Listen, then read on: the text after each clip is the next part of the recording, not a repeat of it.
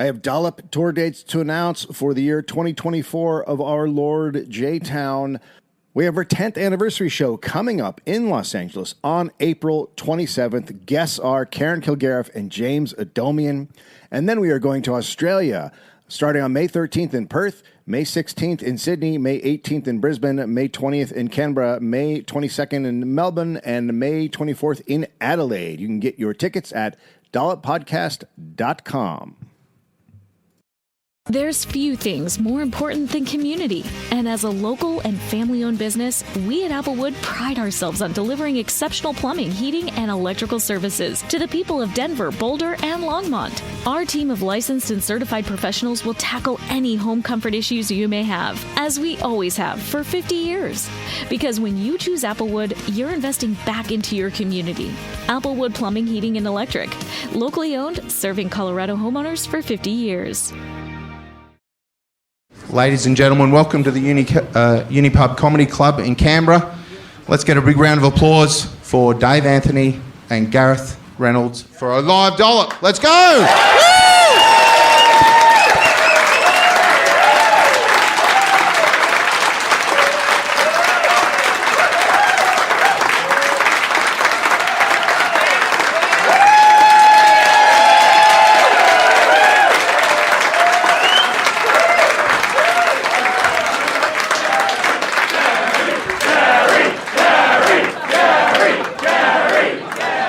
You're supposed to be my goddamn friends. Okay, just checking. Hi, everybody. Where's my mattress? Dave's gonna take a minute. Jesus Christ, Dave, slow down. Thank you. Craig. Give it up for Craig. Craig and David made this happen. What? We were delayed a second because that door was locked. Oh, fuck. And you should have seen Craig trying to get the fucking door open. Oh. He was like, all right, oh, fuck.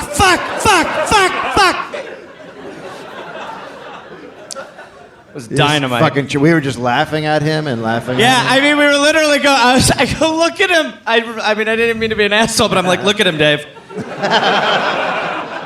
He's really moving fast. Those keys are fucking jingling.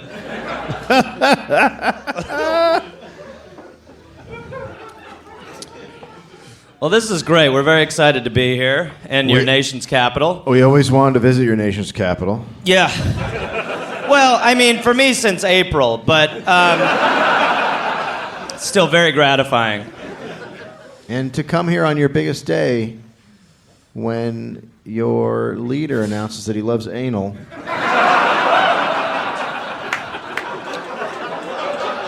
Is a big thing. They're saying anal's the new onion.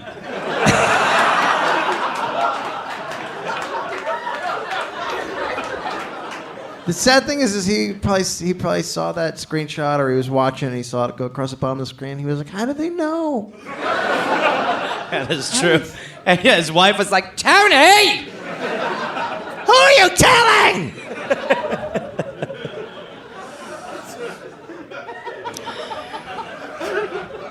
How did that even happen? It was a Twitter handle. And then they just tweeted, and then on that show, because of that, then it just don't happen. Just some fucking idiot who's just totally stoned out of his mind. He's like, No, some hero.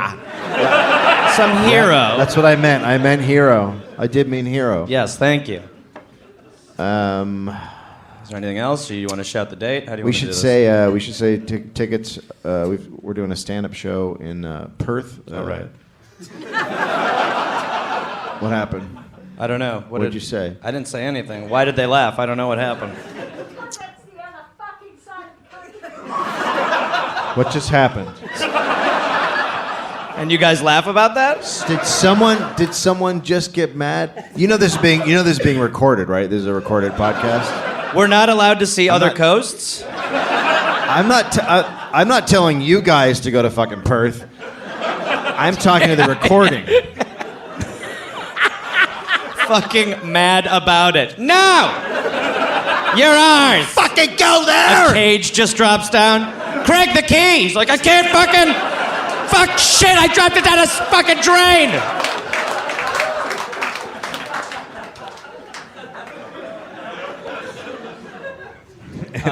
Yeah, and we definitely want to thank, Dave and Craig, who've been great to us, and they run the Canberrium?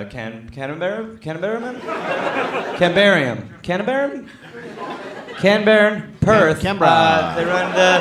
That's not going to help as much as you think. Canberra Comedy Festival. Canberra Comedy Festival. Here are the things that happened today. If you haven't heard, I lost the SD card that had the podcast on it. I lost the backup SD card that had the podcast on it, and I forgot the posters at the place we're staying at. How's everybody? You know what? Someone might have had a few drinks last night.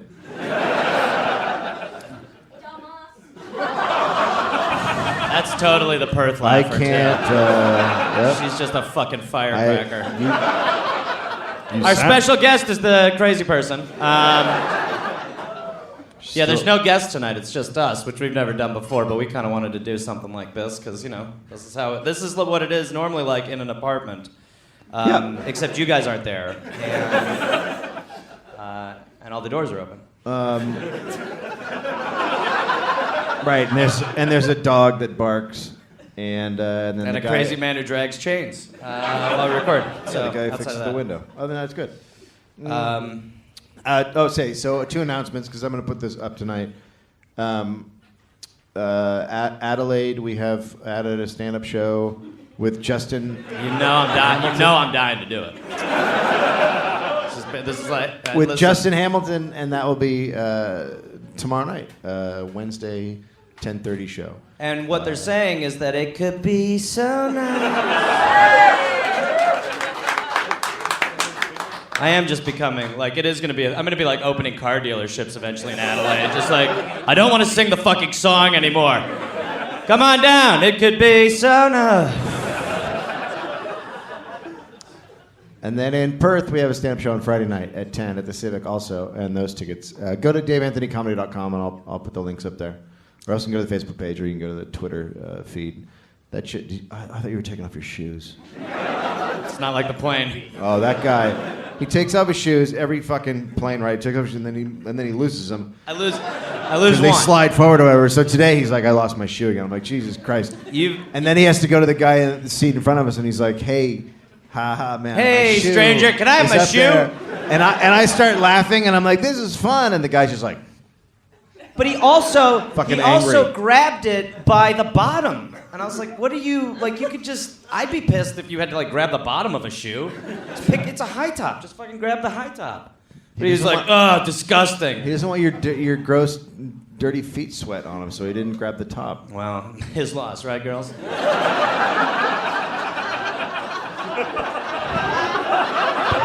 Stroke!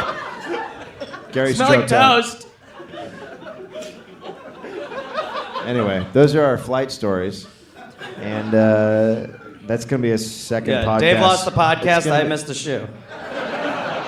We're going to start a second podcast called Flight Stories. Yeah. 1830!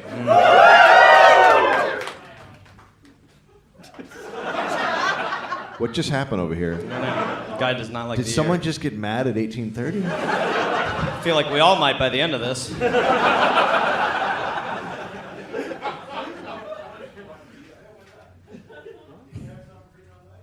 What happened?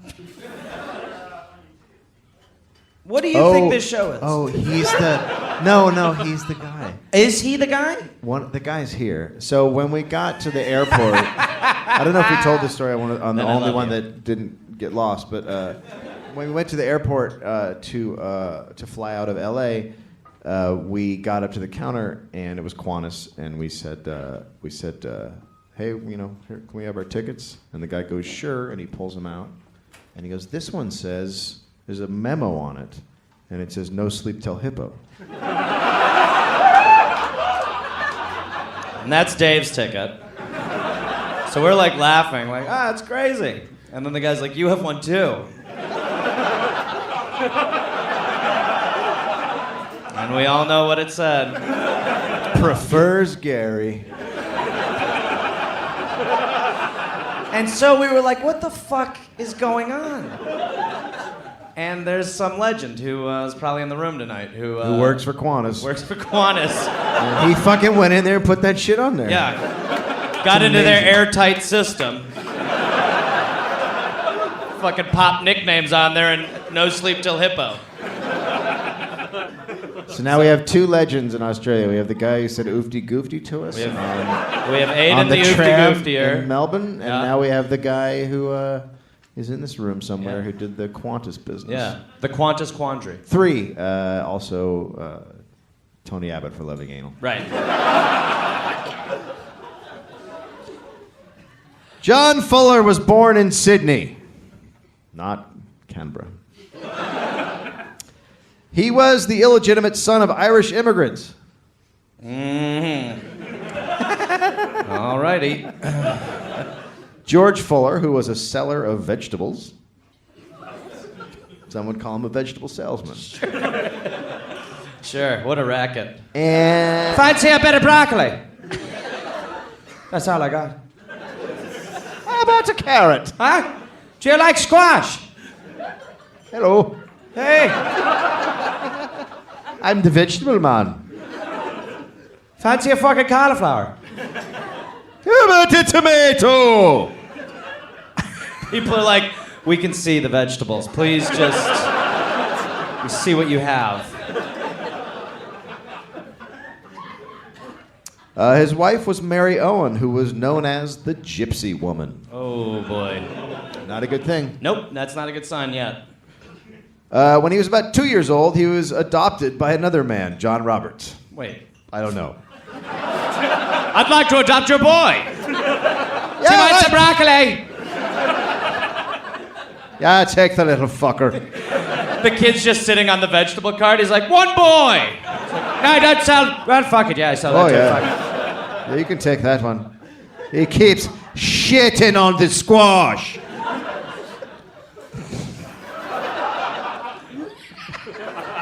Okay. Then why do you put him on the cart? Oh, yeah, that's...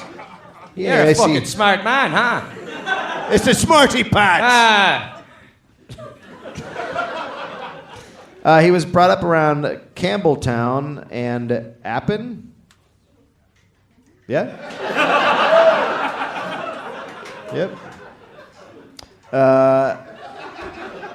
In school, he was categorized as, quote, one of the bad lots. He loved the bush when he was a boy. He was not that kind. You're kind. the He's kind a regular boy. kind out there. Oh. Other countries just call it nature. Well, there's also a third one. Oh. Keep going. He was fond of the solitude the bush gave. When he was still a young boy, he would go off into the bush for days and live off the land. What? How, he's a boy. Yeah. And his parents are just like, well, we'll see you when we see you. He don't know. You got 2 dads now. He doesn't have parents anymore. He just got the guy who was known as Jack the Welshman. And he and apparently Jack would be like, yeah, go off into the forest there. Have a good time. So wait, what happened is, so is the vegetable salesman's out of the picture? Yeah, some other guy adopted him. It doesn't sound like some other guy adopted him. It sounds like some other guy bought him. Adoption is like, you're like, oh, we don't want him anymore. Go figure it. And then someone's like, oh, we'll take him. I don't know how Australia works. Fair point. I don't know their laws. Okay, so Jack the Welshman would just let this boy go wander in the bush for days on end. Yep. Good daddy. So young John would amuse himself by breaking in wild horses and riding them. Okay. Is breaking in just riding? No, I think they're running on wild, and he would catch them and he would fucking break them and make them not want to run on wild anymore. They would just be like, oh. Right. Look, I'm from America, and I know about breaking in fucking horses, so get your shit back. If you break in wild horses, you fucking break their spirit. Anyway, yeah, he'd teach them how to be ridden. Another way of saying killing the horse's spirit. It's kind of like me with Gary. I don't know what you're talking about. Yeah. Yeah, you do. The thing went away. There it is. All right, so he's breaking in wild horses. That lady, the Perth lady, I'm still mad about it. Roberts looked after John Fuller until he was 17, and then found him a job as a stock writer. He wrote stocks. Wrote stocks? I don't know. Okay. I agree. I mean, I don't even know. All right. It doesn't matter. Okay. Proving He would break their spirit. he'd break the stock spirit. Proving efficient, he worked at the station for 7 years. So worked at a station. Sure. But Fuller did not enjoy the work. He wanted something more exciting. That, of course, was bushranging. Bushranging was something that evolved from the convict system established in Australia. Which we've all learned about. The first bushrangers were just men who took to the bush to escape a work and the prison system. The real horrible criminals were just hung in Britain, so the convicts sent to Botany Bay were more political agitators, industrial rioters, poachers, and stealers of handkerchiefs. We've already tried to solve that. Let's not. It's no answer. Many convicts became honest and reputable citizens, while some of them just weren't big on authority. Early bushrangers just wanted freedom. Some joined native tribes. Others stole food from settlers until they were eventually caught, and others just died. Just went out there and died. Okay, so wait. You go to the bush and It's basically guys who escaped. They just gave them a fancy fucking name, but they're escaped criminals. in the bush. Yep. Okay, so They would go out there and live. people would just be like, "Fuck it, just don't go there anymore." I think so. Okay, I can't say for sure, sure.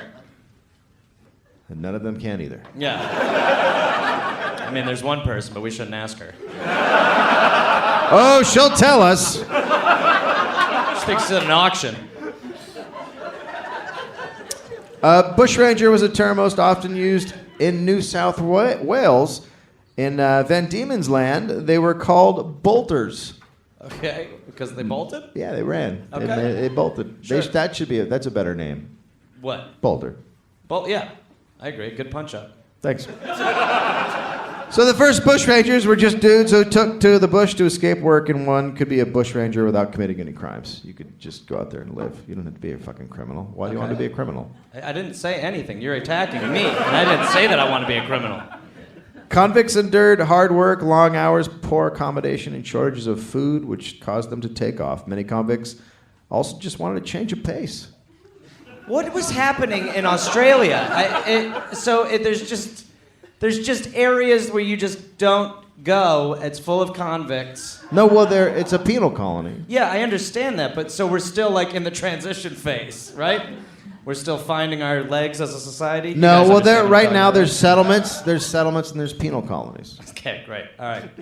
So it's like states, and a couple of them are basically cells. What? Huh? I don't know what you're talking about. We're in the same boat.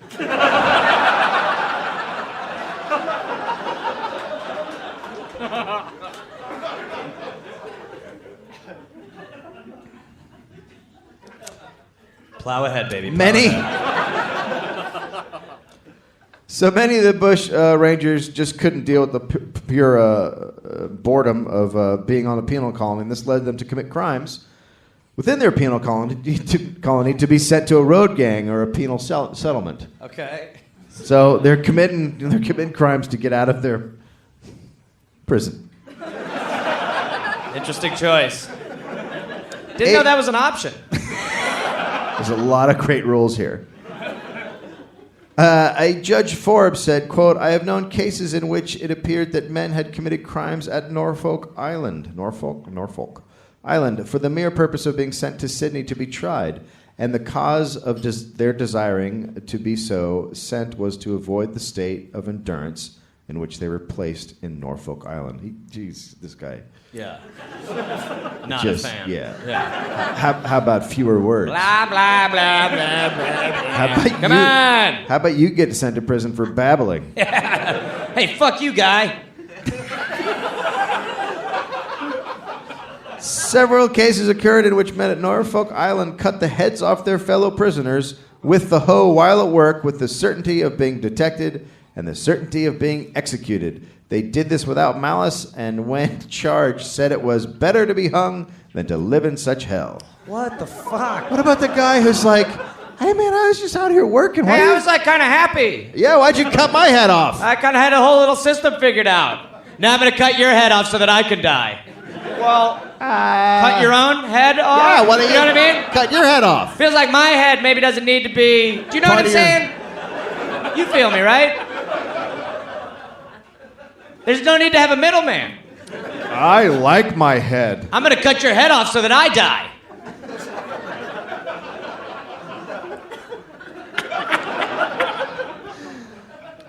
Some men chose something different than horrific murder to escape the monotony. That would be bushranging. Norfolk Island was established to send reconnected prisoners there. It was for double convicts, basically. Okay. Many of the most notorious bushrangers ended up there. It was the double prisoner prisons that were the worst brutalities ever done. So they did not want to go to the double prison. Yeah. No, but the term double prison, like who the fuck would want to even understand that was a thing? Prison is prison! What? You're going to 2 prisons! You never, if you get out of that first prison, you're back in prison!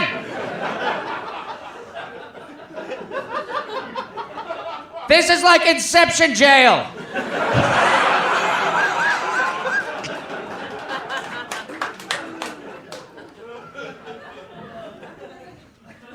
So there were a lot of violent prisoners there. The flogging happened all the time. The early bushrangers knew they would be flogged when they were brought back or returned on their own, as some did when they were tired of life in the bush. And they expected a flogging and, quote, took it like a man. Yeah. Go ahead and beat me back. Flog me, fuckface.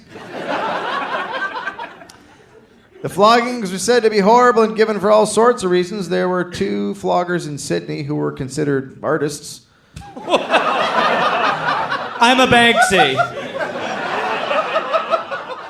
Oh, I love what you've done there. You really fly. Oh, that's beautiful. Look at the context. Holy shit. Fucking hell. Love the way you did in the trees there. Beautiful. Looks so realistic. Thank you. I did that with me flogging That's thing. absolutely lovely. With this. I did it with this. The little Really thing with all the pounded him little into a knots. beautiful canvas you have. Oh, thank you. That used to be a man. I can't believe that. Yeah. I'm hanging it on my fucking mantle.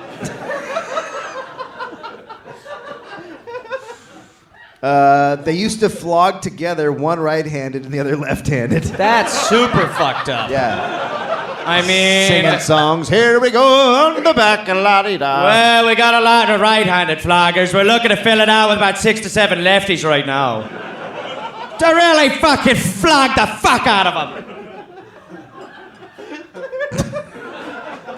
They both prided themselves on being able to flog a man without breaking the skin. Wait. Okay. They took pride in the fact that they could flog a man without breaking his skin open and making him bleed like a little fucking pussy. Sorry. So they're just trying to like break bones without breaking skin, essentially? No, they're not breaking bones. They're They're just basically beating the shit out of him without actually having him pop open. Like God wants. It actually does sound hard to do, and I guess you should take some pride in that. If you are a florist, as I'm calling them, then yeah. I don't know how iPads work, but this one just there. Oh, it got light again. Hey, that's important for this. It went dark, and then it was like, oh, I'll go light. Mine talks to me. So, while no blood was spilled, the back of the man was said to have, quote, puffed up like blown veal. Who's blowing veal? That's what I thought! All right, I'm just gonna suck the veal. I'll be ready to go. I fucking blew the shit out of that veal. Look at it! I walked in and my wife was blowing the veal. Hey, that's for dinner. So they're basically making like hunchbacks Yep. via flogging. Yep. They're making Quasimodos. Yeah, why not? Not breaking the skin. Mm-hmm. And guys are puffing up because veal did that or does that. Yep. I think you I nailed love it. how they used to compare things to shit back then. Like, now you don't even... They're just like, oh, he's as sick as a feather. You're like, what the fuck are you talking about? No. Yeah. Puffed up like veal. He's as fat as a leaf. I got nothing. I'm out. I don't think I had anything at the beginning. I have nothing now. I was wondering if there was going to be another one, and there was, sort of. Sort of's fair. But this just created a vicious cycle. The brutality would lead to more men fleeing into the bush. The first bushranger was John Caesar, a former West Indian Negro slave and petty thief. He escaped into the bush in 1790 with a musket. He survived by hunting and fishing, as well as receiving food from sympathetic settlers. Okay. He would be caught and escape again, and eventually Governor John Hunter offered a reward of 5 gallons of rum, which caused Caesar to be captured. And So what we're saying is that alcohol was better than money back That's then. basically what you're saying. He was running around for all this time escaping, and then they went, oh, we'll give you some booze, and then fucking dead. People were like, and then he died, and then they got him? Yeah, they got him and shot him. Because they put rum on the table, they're like, sorry, buddy, we're not giving you table scraps anymore. We need the rum. Basically. Oh, I know you've been my friend for a long Governor time. Hunter's smart. Yep. That's why he was called governor. And Hunter.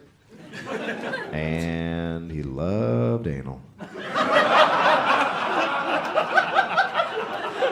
All Australian leaders do. Such a great tradition. Where do you stand on anal? I am for anal.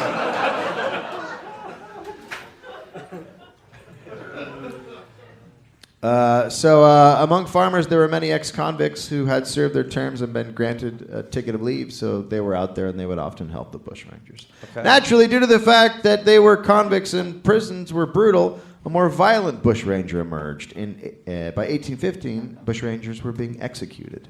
Jesus. Yeah. It's not a fucking joke. Relax. I didn't say it was a joke. It's not a fucking joke. Yeah, I know it's not a joke. The fuck did I do to you? After the convict bushrangers came a new breed. These were men who were born in the bush and often from poor, free settlers.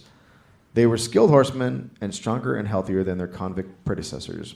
This leads us back to young John Fuller, All right. who now had the nickname Mad Dan Morgan.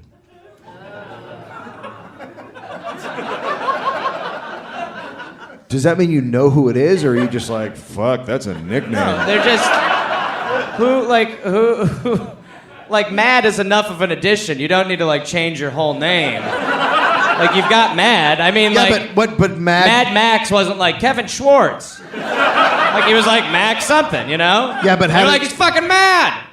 But Mad John Fuller sounds stupid. Mad Dan Morgan's got a fucking rhyme. Mad and Dan fucking Morgan? flows. Why not Mad Morgan? There's something. Get the Dan out of there. Well, he likes to be a little familiar. He seems less, you know, it counters the mad.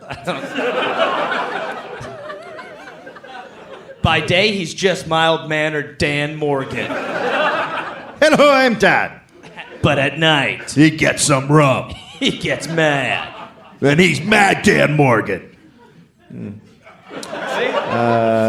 He left Campbelltown for Victoria. He spent a year with his adopted father, then decided to go visit his mother.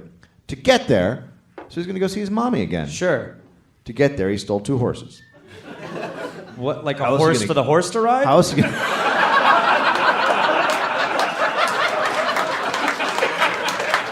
The horse is like, I'm not taking you all the fucking way. He's like, fine, I'll get you a fucking horse. You'll also be riding. You fucking get on you!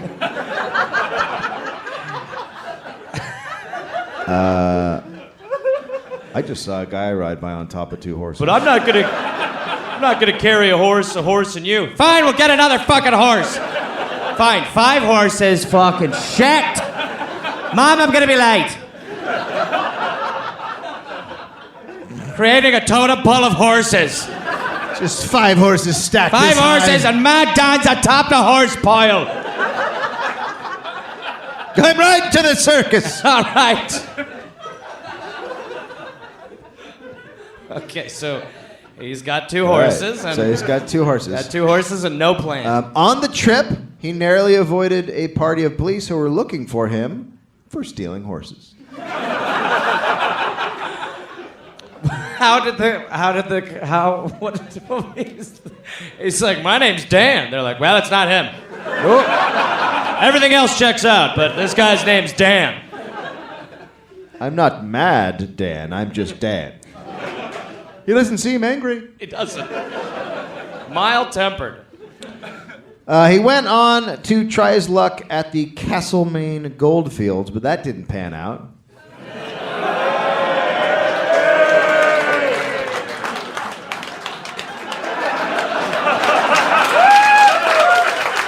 Thank you. Don't pander over gold. Somewhere.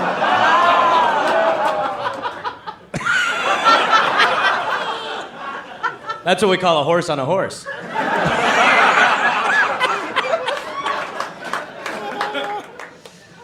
In 1854, he was back again in New South Wales, this time under the name John Smith. What is he doing? I'm crazy John Smith now. Used to be Mad John Morgan. I'm coming with the most ordinary name of all time. John Smith. John Smith, I'm a common motherfucker. He became a horse and a cattle wrestler and was able to drive them long distances and then sell them. He had a reputation of being a heavy drinker and having a violent temper. Jeez. It's so Those weird. Poor cattle. You just don't expect that from a guy who was raised by Irish people. No. Nope. Not my Mad Dan or John or whatever the fuck. At some point, he drifted into Victoria. It was in Victoria, in the Castlemaine district, that he first came into open conflict with the law. He stuck up two men. Now, I kept running into this term "stuck up," and I just thought it meant like you put your hands up, but stick no, them up. Here apparently, or back then apparently meant you would rob them and then tie them to a tree and leave them. Much more complicated.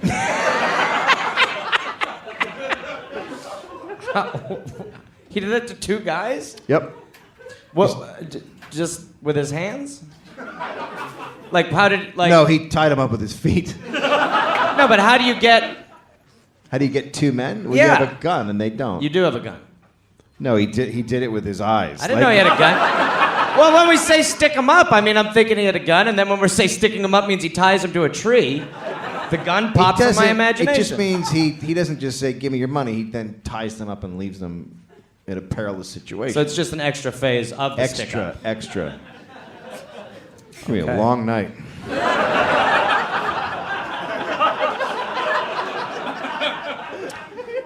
His tracks were quickly picked up, and he was pursued and overtaken. He put up a desperate resistance, but was finally taken into custody. He was charged with highway robbery and convicted. The sentence was 12 years. Okay. In 1860, after 6 years on the prison ship Success, the most fucked up name of a prison ship of all time. But it's great if your like son is imprisoned, because then you could just be like, he's on Success. He's on Success. I know. He's on Success. Nope. He's in. He's deep. He's deep in Success. He's deep in Success. He won't leave Success. Can't. Go ahead. Okay, then this tale has a lot of names, and I'm gonna get most of them wrong, and we're about to hit a fucking doozy. He was released for good behavior and given leave to go to the Yakandada district. What? I came close, right? Yeah. Yakandada. Yeah. That's a fucked up name. You should have free range to say that one however the fuck you want. Yeah, yucky! Well, I take that back.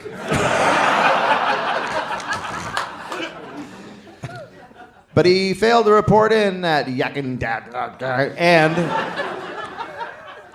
was named a, quote, prisoner of the crown illegally at large. Okay. I thought you were going to say prisoner of the year just because it felt like we were headed there. Eddie didn't come back, but he's pretty fucking great. Hey, who's going to accept the award for him? There's a horse that could...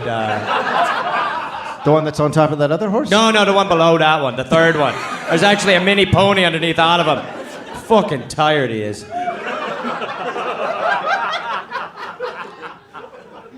From that point forward, he lived a life of what was called vicious crimes. He had several aliases. Oh, I can't wait. Bob Jones. Bill the Native? Bill the Native. Dude, he's like a comic in the 80s. Down the River Jack?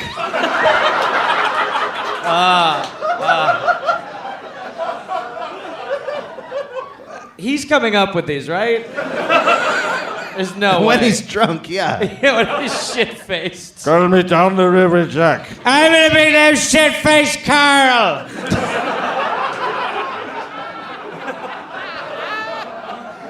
I'm the guy who has feet. Another one was Jack Smith, which we've heard. Yeah. Just a fucking clean, beautiful name. He was also, of course, Dan Morgan and also Terror of the Riverina. He really, I'm not saying he needs like a partner in crime, but he does need a writing partner. Like somebody to just be like, it's good, let's just workshop that a little bit more, because I don't know if that's final. Next time Morgan was heard of was in the Avoca district. Keep going, Dave. He was back there stealing cattle. Then he was said to be in the Albury taking horses. Fuck. Oldbury. It's a slippery slope with Dave. Horses were Morgan's thing. He was said to be one of the most accomplished and daring horsemen. For some time, he went about stealing them without any interference from police. I don't know. Because he kept changing his name. They're like, fuck, we were just getting close to Ma Don. I'm Jimmy Tables.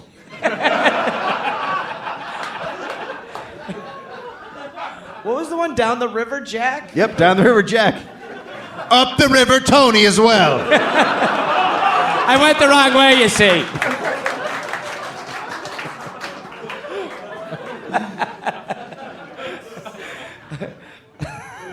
Lateral swimming, Kevin. Going against the current, John. Oh, fuck a waterfall, Robert.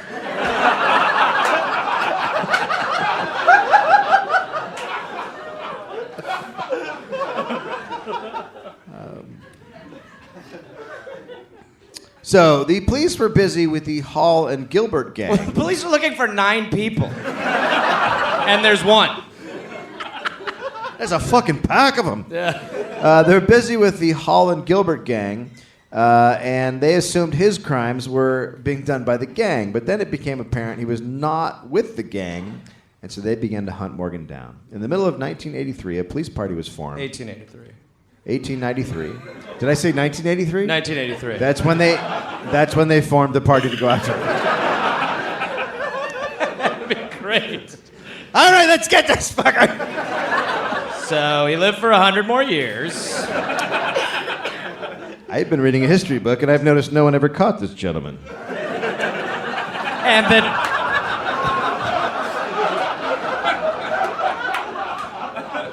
So let's go get him. Really, really old Jay.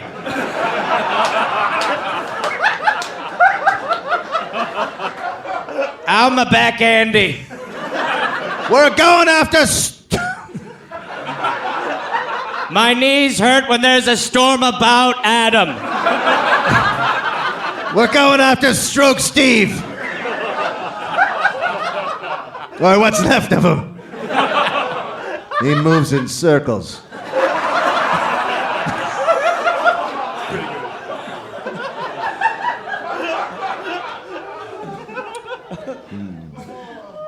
In 1893, a police party was formed to arrest Morgan. He spent most of his bushman career working alone, but for a bit around this time, he was partnered up with a companion named German Bill.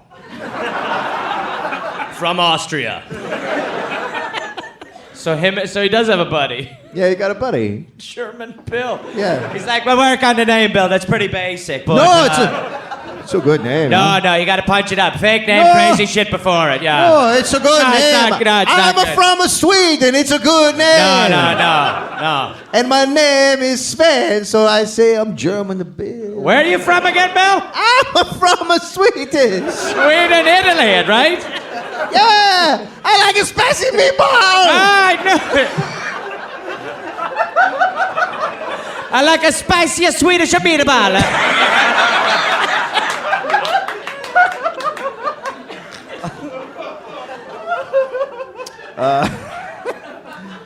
In August, a party of police was organized by a volunteer named Henry Bayliss, and they tracked them for several days. Bayliss was said to be one of the most fearless men in Australia. The police party arrived at their camp. Whoa! Party foul. Whoa! During the chase? Let's kick a bottle over Barry. Oh, sorry, I kicked over a bottle.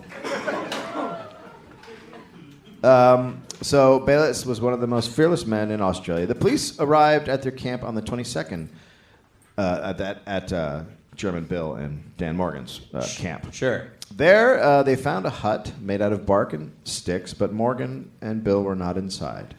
So they waited. The plan was to wait until they came inside, and then they would arrest them. So they went in the hut. Wait, the cops went in the hut? Yep, they went in the hut to wait for him. That's so stupid.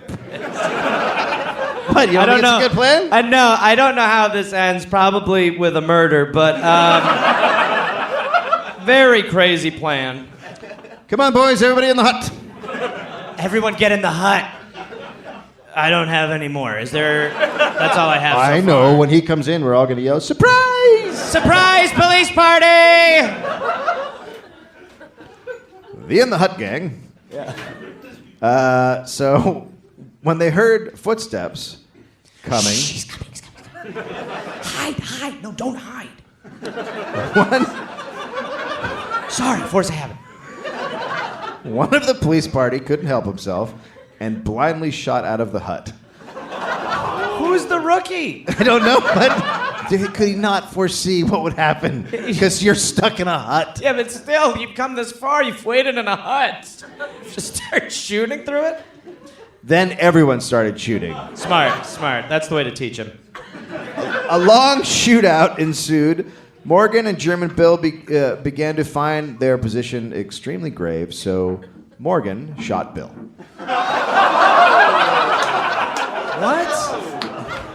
It's not going well. Fuck, you cunt. Why? I'm with you, police. Fuck these criminals. I got Jim and Bill, boys. He then made his escape while the police But he didn't focused. why did he follow? Because they focused on German Bill. Yeah, because then he was laying there and they could capture him. So while they focused on you him, can capture him later. It's easy to capture a dead guy. Chase up the hill, Clark.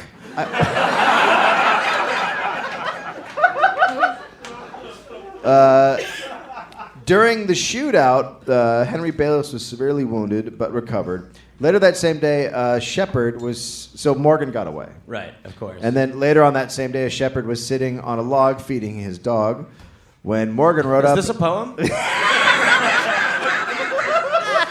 When all of a sudden, a tremendous fog. When Morgan just rode up and shot him in the head. He must have been mad about the shootout. And then he saw this guy, or maybe he ate sheep, or he didn't like dogs. Or just people You know sitting the on dog logs. just ate the rest of the food out of the dude's hand right away. And then was Oh, the dog was like... everything's coming up me. Next, Mad Morgan teamed up with 3 other bushrangers. Around Christmas, they watched a road near... Oh, fuck, here we go. They watched a road near Narrandera? I disagree. Kind of with Dave on this one, gang. Looking to rob wealthy people who were traveling to Melbourne. While they waited, Morgan stopped a 2-wheeled cart being driven by an ox. The driver... Okay. For a second, it didn't feel like there was a driver. For a second, it just felt like it was Animal Farm. Morning, how are you? Interesting. Uh-huh. Really? That's fascinating. And he hasn't come home? Wow, that's crazy. Actually, I'm actually an orphan. Yeah, well, I was actually adopted by another man. My father was a vegetable salesman. I don't want to bore you with the whole detail. I just, anyway. Yeah, as long as you're good. As long as you're good. The driver, John Cole, was transporting cheese. There were several kinds of cheese. Morgan said he would, quote, like a bit. And Cole... Give him the cheese. Give him all the fucking cheese. Cole told him to take the lot. Smart, yes. Please tell me he doesn't shoot this dude in the fucking head. Morgan replied, the fucking traps would risk their necks climbing over the area railings for a leg of mutton. I don't know what I'd do for a whole cheese, but this lump's good enough for me. None of that makes sense. That dude was like, cool, then just that. Yeah, please get the fuck out of here. Take what you want. I don't know what the traps are. Yeah, So, I just know about cheese and being scared. Morgan then told Cole that the police generally were a sour milk lot. I made a dairy joke there.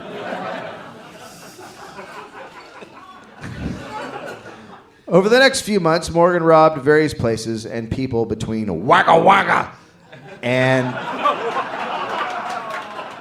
Sure. What? I mean, if you don't think... If there's another way to say that... Wagga Wagga. Bullshit. It's ridiculous anyway. Yeah, it's completely That's like being insane. like you mispronounce. It's actually more like.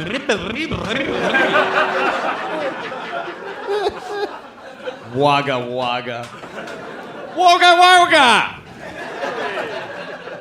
So, As the mayor of Wagga Wagga, I love anal. and I like to go... Oh man, it's a crazy fucking name for a place, you guys. So he was robbing people between Wagga Wagga and Miga Maga. and Denilquin. What? Yeah, that guy.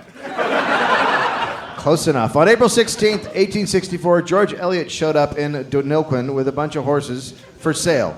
What? Fuck you with your hand over your Best fucking is face. you tried to cover up that you laughed at it because you knew he'd get fucking pissed. He was like, man. Dave was like, what, bitch? What did you say, motherfucker?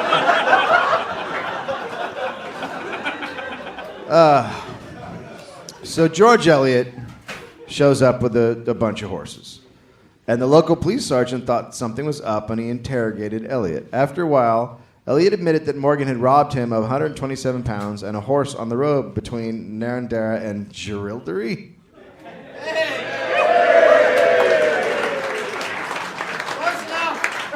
Thanks a lot. I don't know what's wrong with this side of the room. They're still mad about Perth. They'll never get over that it's on the other side of the country, Dave.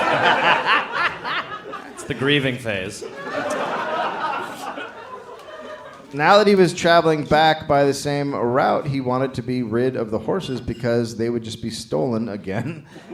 And he didn't want to tell police what had happened because he might meet up with Morgan once more. So, in June, two members of the police force, Sergeant McGinnerty and Officer Churchley, were right... that doesn't seem like real names. No, for sure. No.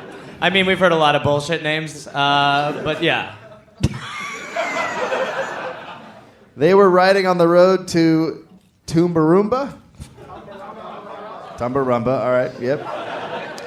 We've already done a tub thumping joke on that, right? When they passed a man on horseback, McGinnerty casually said, "Good day," as they passed. The man then looked at them and said, "Oh, you're one of them fucking wretches looking out for bushrangers, are you?" He then pulled out his gun, turned, and shot McGinnerty through the breast.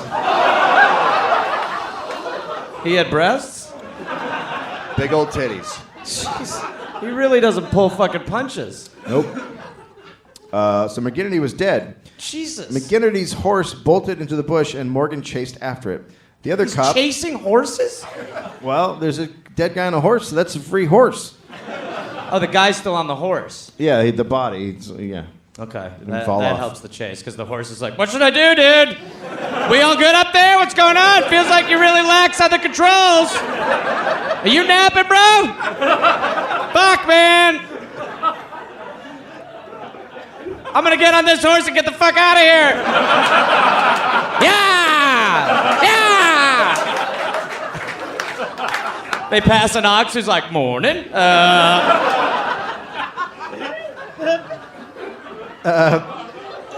The other cop, Churchley, just took off. He would later... That's good detective work right there. Yeah. He would later say his horse also bolted because of the shots, but then they found out that that's bullshit. That's it. He was That's later fired. Totally the move I'd pull. I wanted to help, but then the horse also took off. God damn it. You know what happened was I saw him shoot my partner, and I just went, I'm going to go away. That's the day I retired from the force. A paper at the time reported, quote, it is not explained how the thing happened, but it would appear either that the horse bolted or that the constable and the animal went off together. That's putting too much on the animal in this. Like, the animal will do whatever. The animal wasn't like, I say we roll. Hey, let's split up. He just Animal shot this way, that man dude that in the way. titties. We get to get the fuck out of here. Oh, God, the titty shooter's back. Oh, no. He's shooting men with breasts. This is What? like gym class. When Churchley returned with reinforcements, they found McGinnity's hat on the road, marking where the body was so it could be found. So that's nice. Yeah, real sweet. After the shooting, an advertisement appeared in the Albury? Sure, banner. Quote, challenge to Morgan. John Smith is willing to meet Morgan. Now here's what's fucked up, is he used his other alias to challenge Morgan. John Smith is willing to meet Morgan, the murderer, either by day or night, single-handed on number 76 free selection, Grogery and Howlong Roads. It turns out Morgan read the banner, which he stole from people. No word on whether or not he took up the challenge. But some guy challenged him to a street fight. Himself. That's what I think. Yeah. That's amazing. Very soon after the shootout, Morgan showed up on a Sunday afternoon at Round Hill Station. He had a revolver in each hand, and he corralled all the men, about 20, into the carpenter's shop. He then told the owner, Mr. Watson, he took the owner, Mr. Watson, out and brought him over to the shop. He asked whether or not the men had enough rations. If they haven't, they've only got to say so, and they'll get more, said Watson. I'm a good man. Morgan replied, well, I'm Dan Morgan. I just want to know, and you'd better give them a cobbler to drink. Okay, that makes more sense. What's wrong with your shoes?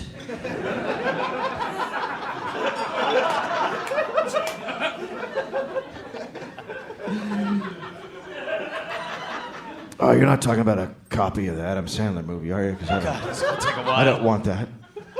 Will you shoot me instead? We all would rather that. Watson said he had no problem giving the man a cobbler and sent a messenger to get some. He came back with 4 bottles of liquor, and each man was given some in a metal cup. The men laughed and enjoyed themselves. Feeling a bit casual now, one of the men asked Morgan if he had stolen the stirrup irons from Mr. Johnston. Oh, Bad move. Yeah, I mean, he's getting way. He's like, hey, did you steal those stirrups? Sorry. Morgan whipped his pistol out, cursing, and shot into the room. Watson was shot through the hand. The men ran out, and Morgan followed them, yelling, you fucking wretches, do you want to give me away? He shot... Yeah, they're gonna give you away, bro. Walk out of there shooting them. Get them drunk and then shoot at him. He shot several times until a man named John McLean fell wounded. The rest of the men were now hiding behind trees. Morgan put McLean on his horse and led it back to the house. McLean was taken in and cared for by some women there. Morgan told the station hand to go fetch a doctor. Okay, which was a drink. So the guy... No, a doctor. Fuck, this is bad. So the guy goes off to get a doctor. Okay. Right? But after the man left to get the doctor, Morgan started thinking about his plan, and he started to think the man he sent to get the doctor would actually bring back the police. Oh, God. Well, yeah. So he jumped on his horse Oh, and no. chased after the man and then shot him. Quick addendum! Change of plans! I'm going to kill you. That guy's slowing down. I'm going to kill you for... say? I'm going to kill you for trying to get a doctor. Wait, what? What's happening? New plan. I'm gonna kill you. So he killed the guy and then he went off into the bush. You know, he has ideas and sometimes yeah. they're not great. Yeah, good plans. Back at the station, they then discovered another man who had been shot and was laying in the carpenter's shop. His name was John Harriet, and he was the son of a well-known family. His leg had been broken by the bullet.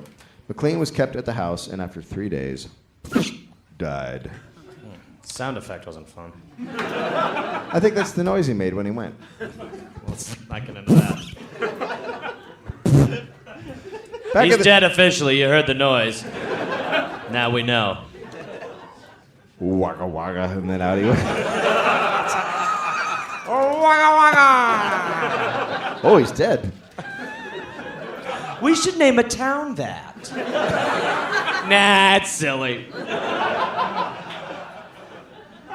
Back at the station, they then discovered... Oh, I already did that. At an inquest later, Stockman reported that Morgan called the station 2 days after the attack to see how McLean was doing. What? This dude is this. So there's no plan. So he just shows up and he goes, How's the guy I shot doing? Sorry, what is going on right now? Just checking in. Is he okay? No. Why? You shot him. I'm just checking in on him. Why are you here? Say hi. I like to say hi to people I shot. Will you give him this card? Hard to find an appropriate one, but I found one finally. So you shot a guy. Yeah, it's signed Below the Sky Bob. Yeah. He then sat beside McLean's bed for several hours. What? Hey, I'm so man. broken up about this. How could this happen? If we ever find the motherfucker who put you in this bed, so help me God.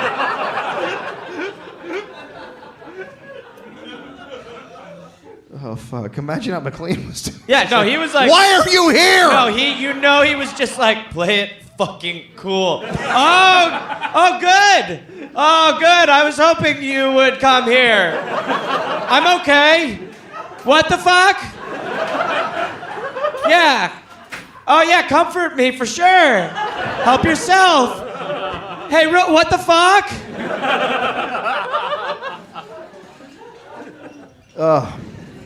A verdict of willful murder. What?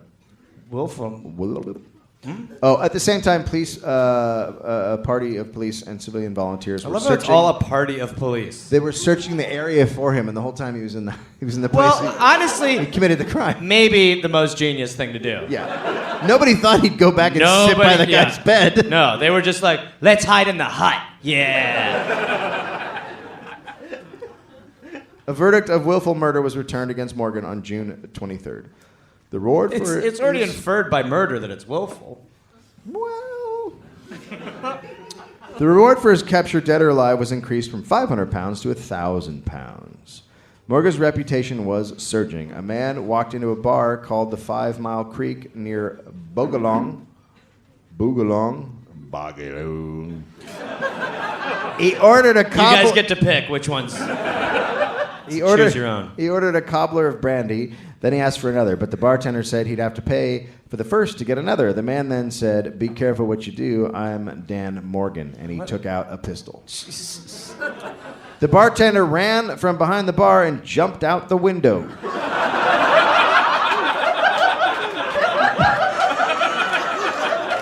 Such a great move. Smartest guy in the whole story. It's probably a door that was closed, but still, fuck it. I mean, it's a gun in your face. Jumped out the window. And it was on the 3rd story. So Morgan walked to the window and watched him run off, but the bartender just ran around to the back of the building, and he crept back in. gee, this dude's dead. Oh no, he crept back to the window he had jumped out of and saw Morgan's pistol sitting on the windowsill. Oh boy. So he grabbed it and went back into the bar. There he found Morgan helping himself to a bottle. Strangely, Morgan was easily secured at gunpoint and handed over to police. They then determined he was not Morgan, but just a fiddler. Get back on the roof!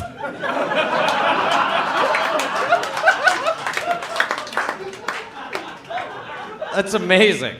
Yeah, he was a fiddler. We got him! We got our guy! God damn it, it's just a lying fiddler. Would you like to hear a tune? No, all one. I love a good hymn.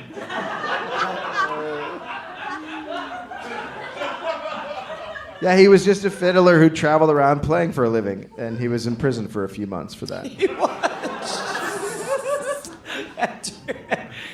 he might be the best guy in the story. The fiddler. Go ahead. I'm processing. Here we go. Get ready to get mad. Morgan next hit Yerribee Station. Yeah, fuck yeah. He tied up the overseer, two bushmen, and a driver. Then he took the keys from the store and helped himself to supplies. Sure. He also gave gin and tobacco to the men he tied up. Here we go. Oh boy. The men had come, and more men came in, and each one he tied up. Now there were several there, and they were starting to get drunk. Sorry.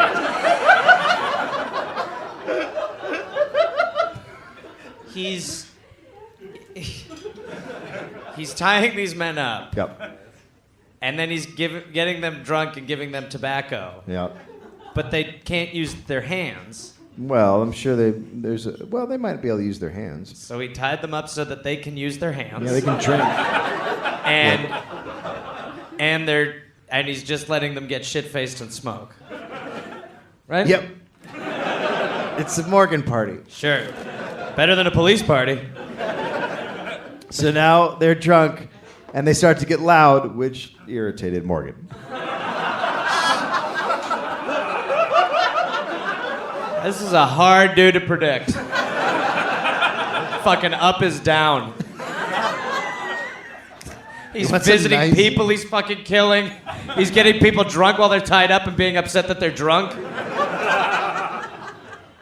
He told them to shut up, but they kept at it. Shut up! Shut up! Shut up! Shut me! It's a fucking drunk! You with the breast, you're first. He then went and got the station brand. It was a drink. And he put it in the fire. Jesus. Party's over. And talk about sobering up. You're like, oh, you know, I'm actually not. I should shut the fuck up. You're totally right. I was just saying to the other guys, we should all shut the fuck up. He said that if they kept being loud, he would brand their faces. I mean, that's product placement. That's marketing. He's a hard guy to party with. Jesus. It suddenly became very quiet. Yeah. And he eventually rode off without branding anyone. Which is amazing. Yeah, well, it's great. Glad. Some station overseers ordered that when Morgan showed up, he was to be given whatever he wanted, and when he did not come, food would be taken out into the bush and left for him. He's Santa?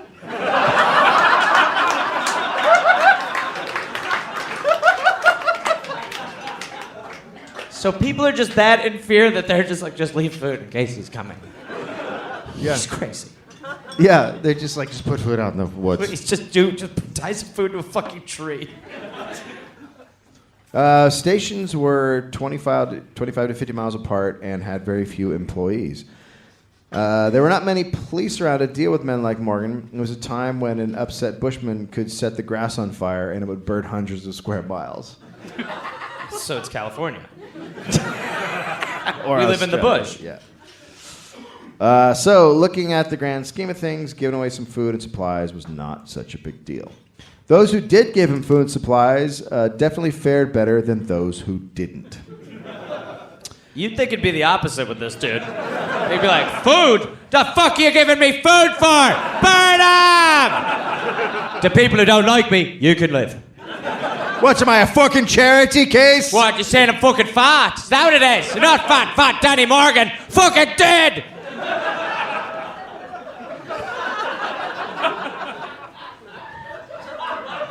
Fat Frank's the fat one. Yeah. I'm the mad guy! Also, my name used to be Fat Frank. Last summer, I got into chocolate a bit too much. Then I lost it, and I was Chubby Clark. Yeah. Then I was Get Everyone Drunk Jerry. Yeah. Then I was Brandon Bob. I shot Watson in the hand, Jeffries.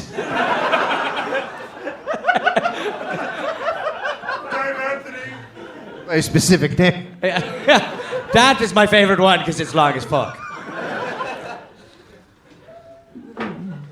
Morgan went to a cattle station and asked to see the overseer. His wife said he wasn't there, it was just her and the children. Morgan said that was too bad because he'd come all this way to shoot her husband. Oh, that's a fucking shame. What time will he back for me to kill him? When do you expect him, roughly? Turns out the overseer was a bit too chummy with the police. Morgan then said he wanted a specific amount of money. I want 47 pounds and 38 cents. And a piece of cheese. And a piece of, not the whole fucking lot. No, the whole thing is, how dare you? I'm not an animal. You know, I had a conversation with an ox once. It's the only person who ever got me was that ox. God, I miss him. Him and the ox are writing letters. Oxy, hope you're fucking well. Oh, look, another letter from Oxy. It's like he's in the room with me. Oh, gosh, that's terrible to hear.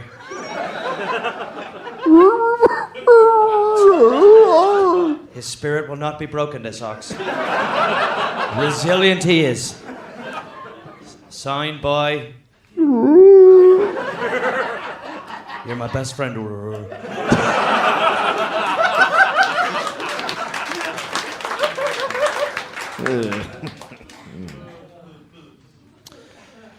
The woman said there was no money at the station. Morgan did not believe her. So he then asked her to boil some eggs. I love how you're taking a sip there. Just let everyone be like, what the fuck? All right, eggs. You don't have any money?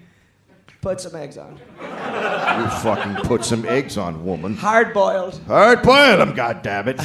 I want Morgan! I want egg and soldiers. They don't call me Egg Ernie for nothing. I mean, I do. When I'm eating the eggs. Yeah. When I'm not eating the eggs, I'm Mad Dan Morgan. Yeah. But when I got a plate of eggs in front of me, I'm Egg Ernie. Last Monday, I was Macaroni Michael. I had a fucking beautiful plate of macaroni. Fucking delicious.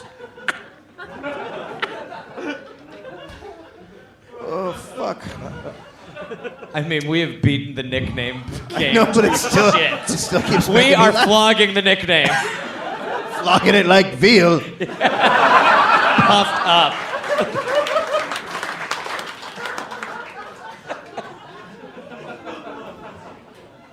Said veal flogging Tommy. I'm beating down the nicknames. They call me beater of the nickname Nick. Hammer this game into the ground, Harry. Don't forget, jam jars are only $9. At some point, this will get old, Oliver.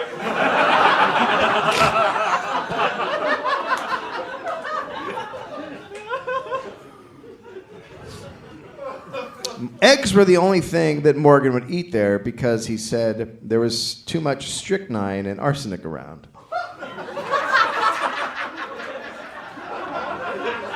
I'm not a scientist! You can't eat anything but eggs when there's chemicals around, stupid. They're clean. They come out of the chicken's asshole.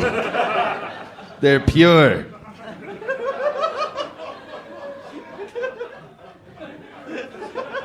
That's what makes things pure.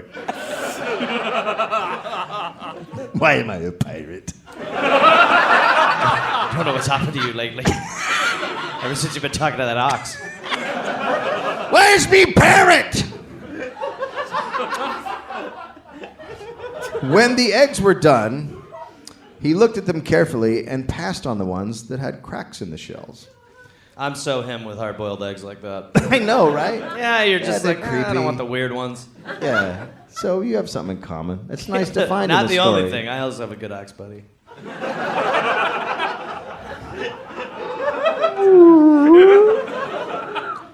Then he made, he ate the good ones, and then he made up a fire until it was huge.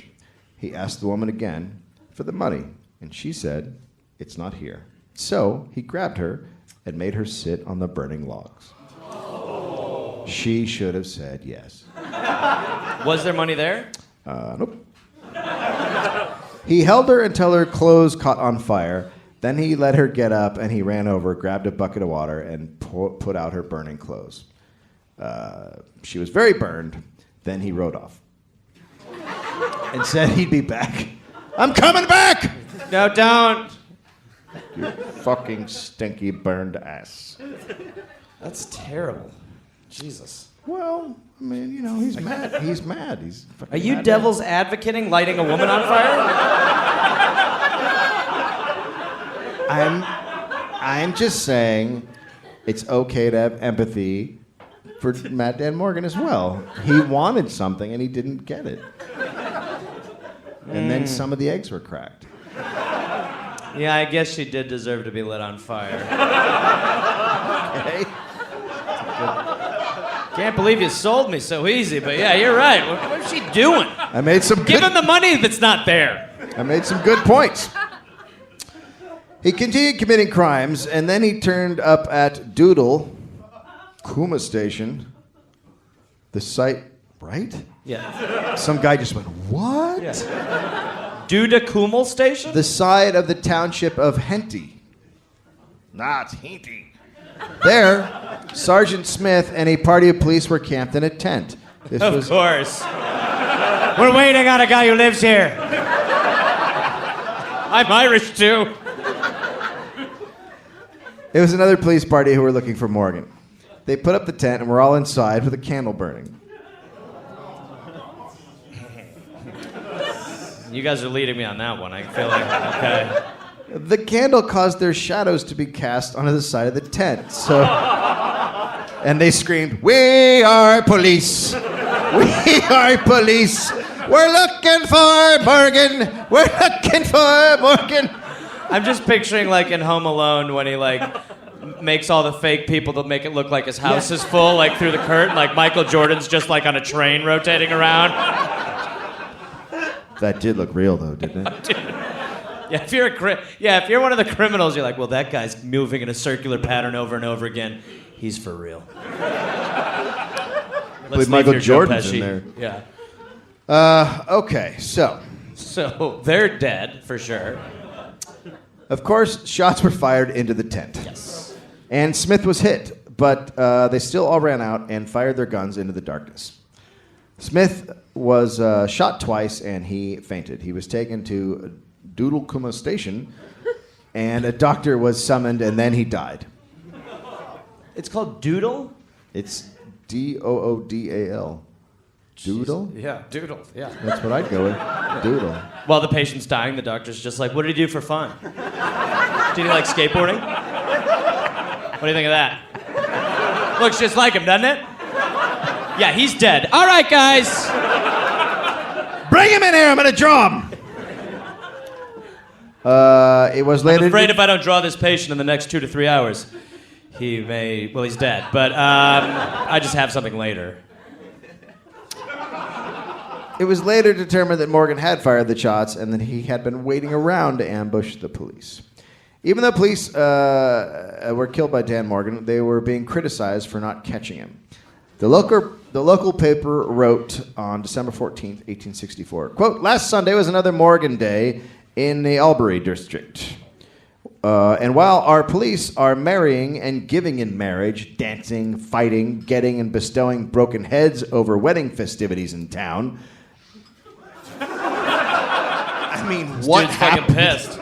I mean, what happened at this fucking wedding? They like came to his wedding and like had too much. They like had sex with the bride. Yeah. They clearly went to this wedding, danced, fought, and just kicked the shit out of people. Had a good fucking time, dude. It's a wedding. They did the limbo. Good call, guys. You guys were like, "What's going on?" It's the difference between doing these live. You're like, "Ooh, felt that one." All right, keep going.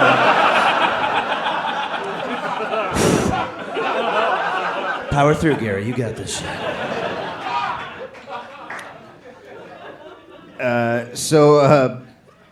In obtaining notoriety in our police court reports, the murder and villain Morgan rules rampant. The paper then listed a long report of what Morgan had been doing on the previous Sunday. Morgan had gone to a camp of a road contractor named Adams in Kiamba. Kiamba? That one you're going to pronounce the letter?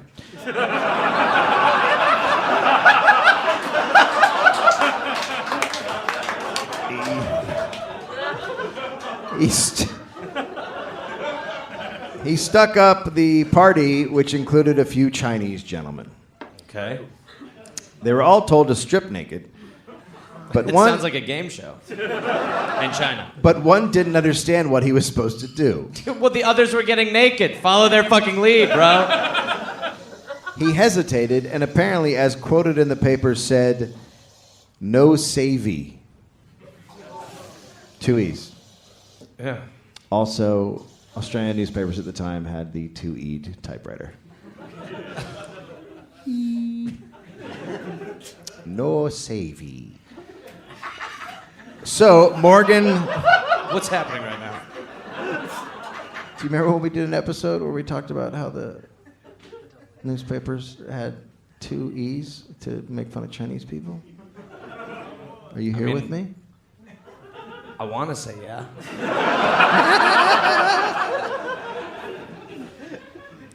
Like I told you, you could redo a dollop on me at some point. And it'd be 40 minutes in, and I'd be like, wait! Fuck you, dude!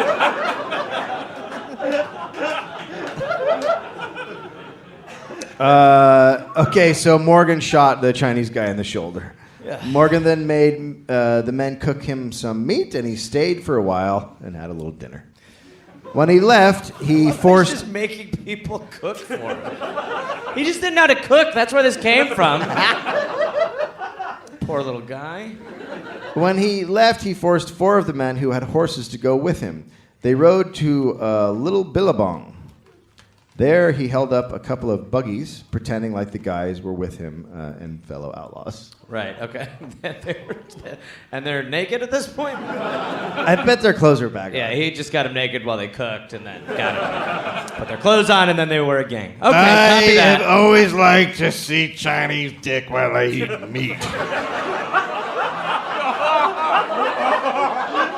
Can't fault him, I'm the same way. That's why I gave it up. It's good for digestion. All right, well, get naked and cook me fucking meat. You heard me. Don't say no cookie either. He used the 4 guys to help him block a road, forcing buggies to stop. This had a larger objective, which was to cause the mail coach to stop so he could rob it.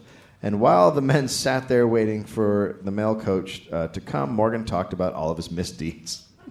He said he had watched Sergeant Smith and his party for 5 days so that he could be positive he was shooting the right man. Finally, the mail coach came and he robbed it. There wasn't much there, and Morgan then cut the telegraph wire. He went to nearby Williams Station, took a horse and a saddle. He also said that while he was in the area, that he would shoot 3 specific men, quote, no matter what risk it cost him. The next day, he shot Mr. McKenzie, Mr. McLaren, and Sergeant Carroll. Mr. McLaren was said to have always been ready for Morgan, but it didn't matter. Well, that is not true. Who said that was a lie? He was always ready for him. Well, no. Always ready, but one day, McLaren. And It's a shitty nickname because I'm dead, so I can't even use it. in March, Morgan held up a station at Mohunga. He, as usual, put all the men in a room and ordered the overseer, Mr. Rand, to get some rum. Yep, of course. Get him drunk and threaten to brand him. We've learned this one. The rum was passed around, and then Morgan asked one of the men to play a concertina he was holding. It's like an accordion. Jesus, what is it? I think he's just lonely. I really, he maybe just wasn't hugged. He's tying people up and making them drink rum and have a party. And then he just, then he wants... I don't want money, I want friends! He really does. All right, now get naked and cook me meat. There's no arsenic around, so you can cook it. The rum was passed around, and then Morgan asked one of the men, to play the concertina. He did. Now it was a party. Morgan then told the overseer to dance. But at some point, I feel like he's going to get upset with the party again. He watched and applauded once in a while, but when the man stopped dancing, Morgan raised his pistol and said, "Once more, please. You dance very nicely." What? So fucking bored that he's like, "You dance nice. One more, please. One more dance for Daddy." Just dance for Daddy, I I can't eat meat anymore unless I see a Chinese penis. I like clothed dancing and naked cooking. Those are my likes. You ever put a woman on a fire? Who's with me, boys? He made Mr. Rand dance until midnight, when he was finally allowed to stop. Well, that was a good time, right? Well, it's tomorrow. During this entire robbery, he kept talking about the police. He said the Victorian police had been blathering that they would catch him if he crossed the border. Morgan said he would soon show them that they weren't any smarter than the New South Wales police, who were frightened of him. He took a horse and supplies in the morning and left. A Beechworth paper said, after hearing what Morgan had talked about, it challenged him to cross the Murray and said if he did, he'd be dead within 48 hours. Morgan accepted the challenge. And I think he's going to be fine. He apparently talked about the challenge a lot and said he would go to Victoria and take the flashness out of the Victorian police and people. Yeah, they're flashy. They're fucking way too flashy with their... A little too flashy for my liking. Girl. Thanks, girl. But he was still in New South Wales wreaking havoc. Morgan was also a huge fan of arson.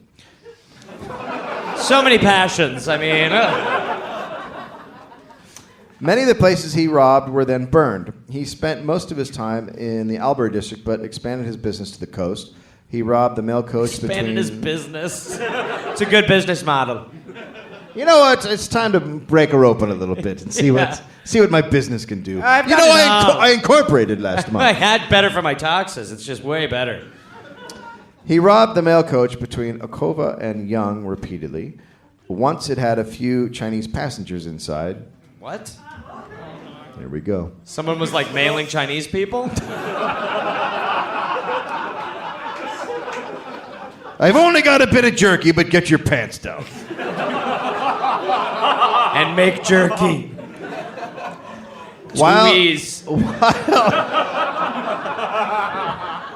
While they were being searched for money, one of them made a run for it. The man ran, dropped on his hands and knees, and tried to climb into a hollow log. Just. He'll never find me here. Here, this will be easier for you. Wait, he's not Irish. Oh, no. They're all Irish to me. Well, Morgan's been raised by Irish people. So Yeah, he but might the have a Chinese guy climbing in the log isn't. I'm going into this log. But that's what he does when he's in there. He's like, I'm also Irish. Please. Morgan just walked up and shot him in the back. He killed him. Okay, for sure. Another one dead. I'm starting to not even care anymore about how many people are fucking dying. It's like Terminator. Morgan finally decided to take Victoria up on its challenge. In early April 1865, he crossed the Murray River and started raiding stations. He stuck up a Mr. McKinnon's station on the Little River.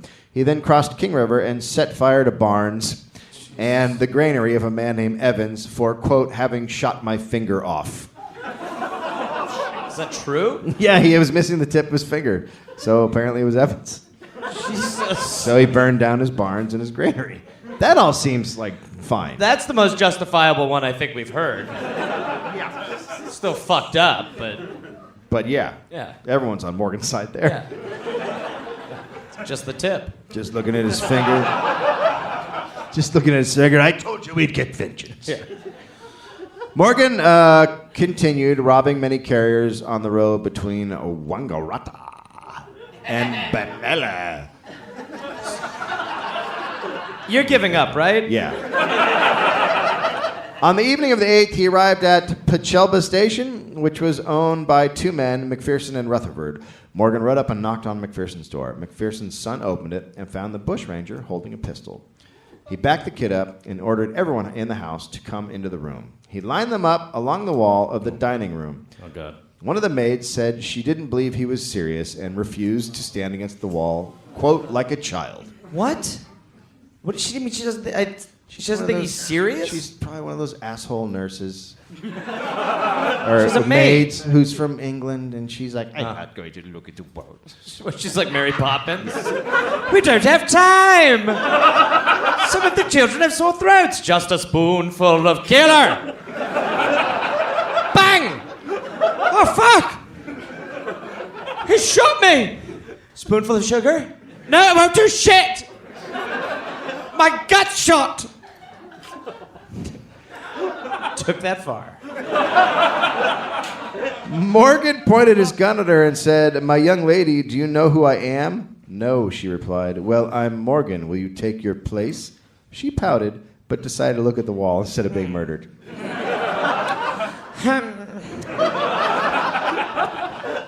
Fine.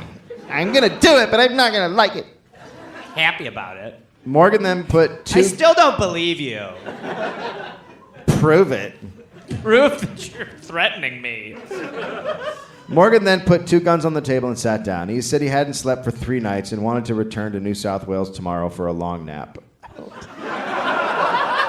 I can't sleep in Victoria. Fuck. And by the way, a long nap is sleeping. Yeah, but I'm gonna go sleep. if you're tired, you don't go hold up a bunch of people. You go sleep. You go sleep. What I guess I gotta rob this place first. Yeah, no, it's not like somebody like made an appointment. I'm I'll be pissed if I don't fucking hold him up. I'm fucking exhausted. I gotta be there between 3 to 6 on Tuesday. It's been 3 days. I've been doing poppers for 3 days. Crazy. He then asked a servant to make him some tea and let her leave the room. After finding out McPherson's wife played piano, he asked her to play. Oh boy, get ready to play till fucking 1 a.m., lady. This is not a normal hostage situation you're dealing with. You, get naked, make eggs. You, play the piano. You, get in the fireplace. I'll explain in a minute. Get me some meat, and do you have a little Chinese fella? I mean a Chinese fella. They're smaller, come on. Smaller man. Oh really, boy. She said, certainly, Mr. Morgan. And he said, just call me Morgan. He didn't like being mistered, he called it. This dude's got crazy ass rules, man. The party went on all night. I love that it's a party. And it's not it's not a party. Nobody was there by their own will. It's his party. His party went all night. But Are you having a good time? the hostage situation went all night. This is a great fucking party. Are you having a good time? Mm-hmm. Yes. This is great. Glad we planned this and did it. Right. Morgan chatted the night away, and he became... Chad, like to himself, basically. He's fucking a crazy, lonely guy who never talks to you. know. You know when you meet that old lady in a store and she just starts talking to you and you're like, oh, God. she's Yeah, never like gonna you talk say, to- how are you to the wrong person. That's who he is. Yeah, He right. comes in, he's like, can I ever tell you about when I was 6? No, we've just met. How you doing today? Well, I'm a little down, honestly. Oh, God, here we fucking go.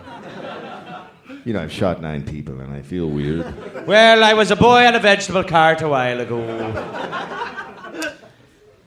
So he became so comfortable that he didn't notice when the maid slipped out. She went straight to Mr. Rutherford's house, a quarter of a mile away, and told him that what was going on. Then she ran back and slipped back into the house, so Morgan never noticed. She must have been freaking the fuck out. Yeah. I wouldn't have come back. Nope. I'd have told the dude, keep running. I'm just Morgan, being honest. while Morgan chatted away, he told them his life story. He was born in Appin, his parents were still living, etc. Meanwhile, the police... You know, Mom's always been distant. Now that I think about it. I mean, more so than a normal gypsy woman.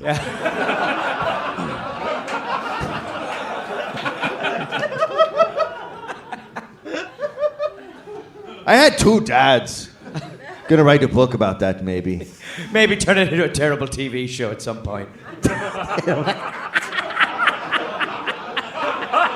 We had a show called My Two Dads. Yeah. It's about a girl. And it's about Morgan. Meanwhile, the police were on the way, and the locals were surrounding the house with guns and hiding behind bushes and walls. Morning came. Morgan had a nice breakfast. McPherson offered Morgan some whiskey, but he said he rarely drank.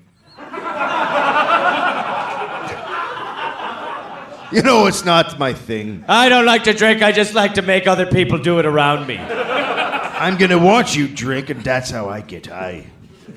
But he didn't want to seem rude, so he took half a glass. I don't want to be rude, it's 9 a.m., I'll have a glass. I don't normally drink, but I'll have one. No, it's morning, so okay. All right, fine. 10:30 somewhere, right? I'm having the best time. You guys are my best fucking friends. You feel the same way, right? We're having the best time. That's what I We're all thought. having a really great party. Thanks for coming. Did I ever tell you about my friend Bob the Ox? Man, we did some crazy. Me and the Ox once. Me went- and Oxy, oh, look out. Look out, ladies. Oxy and Morgan are a boat. Quite the team we were. Oh, man. He was quite the wing cow. He would always... He was... He knew to set you up and back off. Because the women love an ox, and they'll come over if you're with one in a bar, and they'll go, that's an ox, and then you can chat them up, and Bob will go away. Plus, if they like white Russians, forget about it. You're talking about the drink or the... The drink, sorry, I should be clear. Which has milk in it.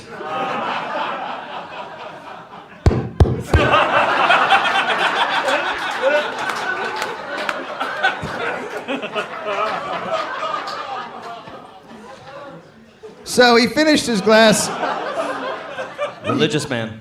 Yep. He finished his glass of whiskey, then he went into a bedroom and washed his hands and face and combed his hair. I think he thinks he's a house guest. Time to look presentable.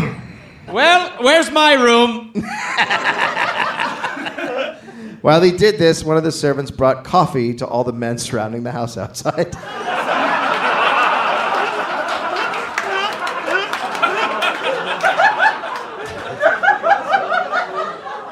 I feel like the servant's misguided in this Oh, situation. no. Here you go, boys. This is terrific. terrific coffee. No, it's not Sydney coffee. It's Melbourne. It's okay. They get so fucking weird about their coffee down there.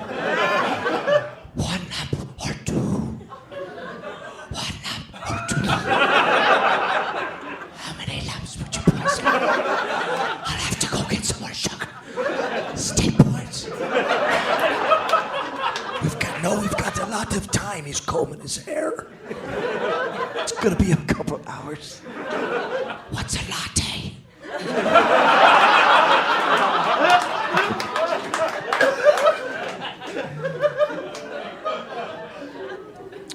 Morgan finished grooming himself and Sure, as all house guests will.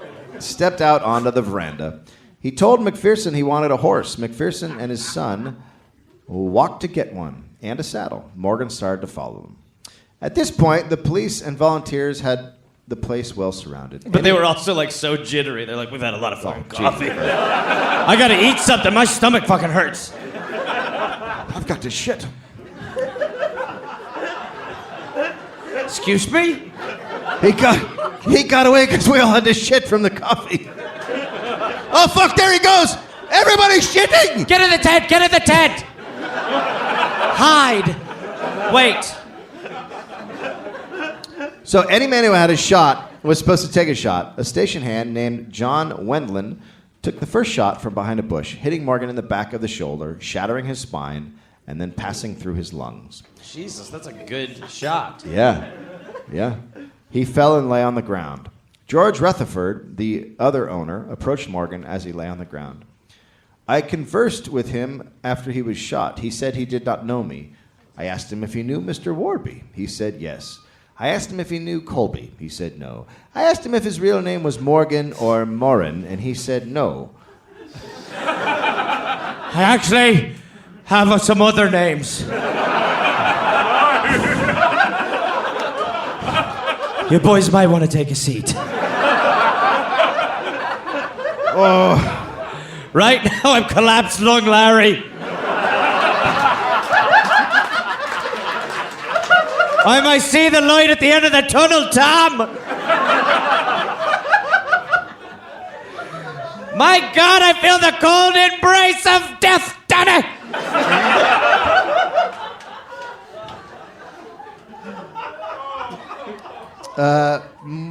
Morgan then said, "Why did they not give me a chance? Why did they not challenge me?" What is this? I'm a house guest. Don't you know how killing people works? You hang out with them for a day or two. You wine and dine them. Then you pull out your gun and you go, "Are you ready?" Yeah, you let them know. The fuck? Fucking savage. Again, I asked him his real name, Morgan or Morin, and he said no. It's good question time, isn't it? Yeah, let's go with yes or no's. For a long time, there was a press controversy about what Morgan's real name was. Some believing that it was Morin, while others maintained it was Owen. But it was Fuller. Morgan was carried inside a shed. The coroner was called. When he arrived, he examined Morgan and found an entrance and exit wound. When I first saw him, he was in a dying state, but quite sensible. Okay. I'm dying. Yes. He makes sense, He's got boys. it all up here. He really does. Yeah, he makes a lot of Here's a sense. problem. He said after some time that he was choking. I sound like my friend Bob. I don't know what he's joking about. He says he's joking. Are you not really injured? I think it's all a prank. I don't know. He keeps saying it. He's grabbing his neck and saying he's joking. Now that I'm hearing it, it is kind of funny. Okay. That's a good bit.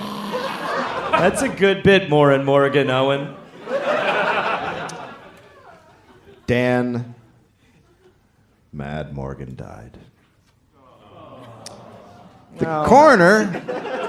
Let's all slow down there a little bit. The coroner then had Morgan stripped. And made him cook. Let's see who's eating meat now. He found a fibrous tumor larger than a pigeon's egg on the back of his head. A constable... Sorry. I found what killed him, boys! The size of a pigeon's egg. People are like, That's how you big are measured those? things Does back anyone- then. It's about 2 pigeon eggs. That's how you measured all tumors. You want to walk down this street, about 450 pigeon eggs. Left, about 1,000 pigeon eggs. Everyone's Irish in this story. I'm from America. We're on the chicken egg system.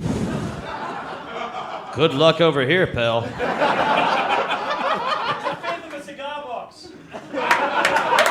Yes, well done. Call back.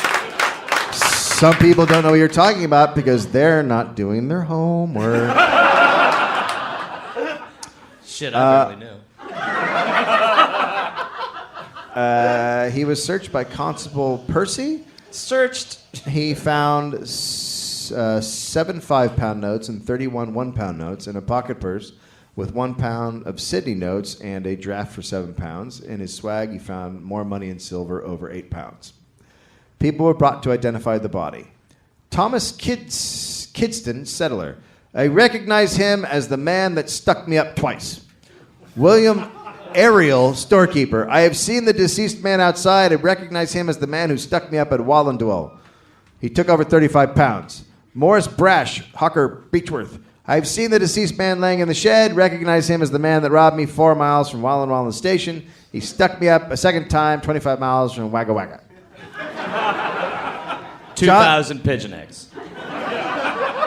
John Pickering Jackson, carrier of Melbourne. Last Friday night, the deceased galloped up to me and waved a revolver. Stop the wagon, he said. I stopped it. I want your cash, quick. I gave him 7 pounds. It goes on like that for fucking pages. I read all of them. They brought every person he had robbed. And like, is that the guy that robbed you? Yeah. Why am I in a line of 50 people? Yeah. Hasn't he been identified yet? By everybody. I heard everyone identify him. I have stuff to do. The news about his death was greeted with satisfaction all over Australia. There were a few who thought it was wrong to not challenge him. Why? Yeah, okay. Right. I can't believe you shot him in the back. Unbelievable. He was a good fella in the end. Died like a criminal. But others said he didn't give notice to McGinnerty or Smith or the unarmed men he shot at Round Hill Station. In Victoria, they were pretty fucking proud of themselves. They said a bushranger would never receive the kind of support and sympathy in Victoria that Morgan had received in New South Wales. Many said this was because Victoria was never a penal colony. Is that true? I didn't think that was true. You don't know. It is? Let's just say it's true. A scandal followed due to what happened to Morgan's body. His beard was cut off his face as a souvenir. Cool. And then in front of Gawkers, his skin was removed from his face to make a death mask for phrenological analysis. I'm sorry? What? Why did they take his face off? For phrenological analysis. For Halloween? Why? Phrenological analysis. Phrenological analysis? Phrenological. Wait, like a Science. phrenology? Like to study study like the contours of it or something? Yeah. Bumps on your head. Yeah, it's bumps on your head, right? So they cut his face off to study the bumps on his head? Fucking liars, bro. They do things differently in Australia. Well, guess what? You're not gonna be able to tell shit. You're gonna be like, there's no bumps on his face. I mean, just a couple because there's stones under it. I just like that there were a bunch of people watching while they cut his face off. Yeah. Yeah, the beard guy was like, Suva, oh, that's way better. Why didn't I take the face? Anyone want to trade a beard for a face? I know. I fucked up. Fuck, all I got is a beard. Some authorities protested because the death mask wasn't created in a controlled medical environment. Yeah, no, you want to go to pros for that. Many people who took locks of his hair as mementos. His body was sewn into a wool pack and brought to Wangaratta, where his head was cut off. And a cast taken of it. Cool. So he wasn't cremated. The head was then sent to the professor of anatomy at the University of Melbourne. Okay, and then what? Then it became a soccer ball?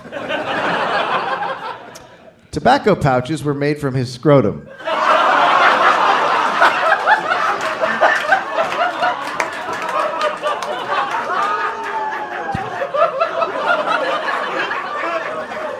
Pouches plural? What do you got? What do you got there? You got a Morgan bag? Anyone want some tobacco from a scrotum? Yeah, no, it's Morgan's. You know who had a tough time? Who's that? When the ox herd.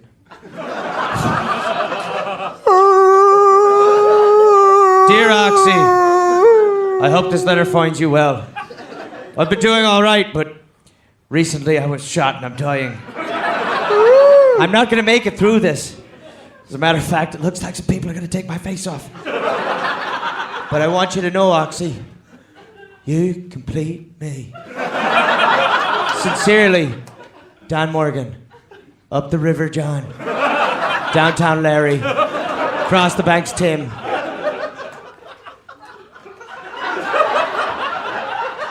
Fucking 55 others. Others, not others.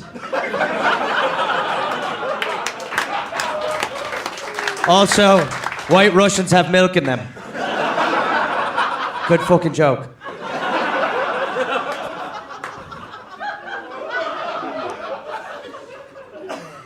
There was an inquest held. A jury was taken to the spot where he was shot. They then went to the parlor in the house, and the jury returned a verdict of justifiable homicide.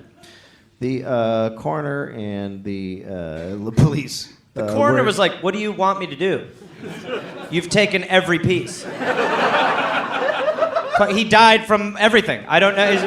The fuck is his scrotum? I'd love a rollie. Yeah. Give me that shit. Where'd you get that pouch? Phenomenal. Why does it the smell hairs like? on the bottom? Why does it smell like balls in here? That's me. I keep my tobacco in a ball bag.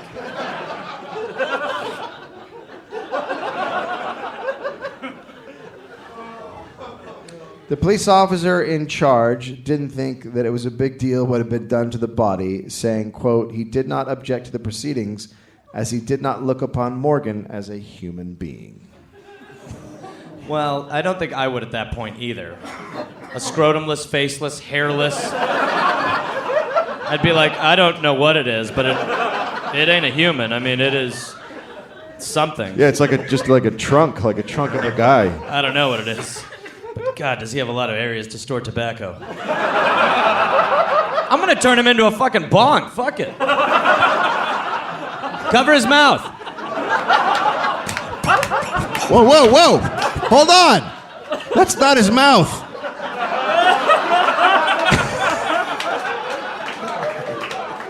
It's hard to tell because they took the face off.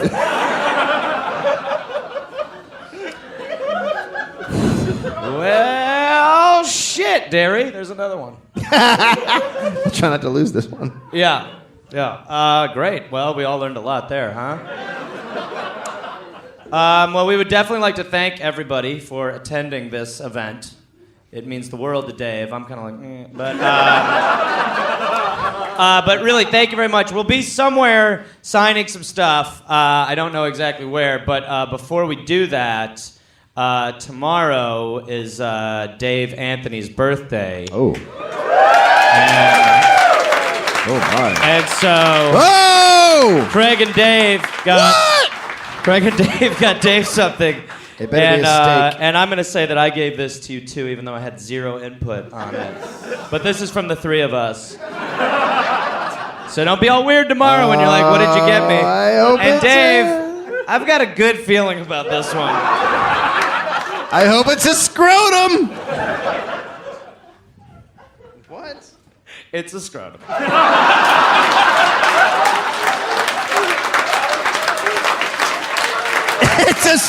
scrotum For your bag. tobacco. For all your It's a fucking tobacco. kangaroo scrotum. Kangaroo scrotum for your tobacco. It's a kangaroo scrotum tobacco pouch. What the fuck is happening? I guess his work wasn't done. Oh, Morgan, you really are mad, lad. What the fuck?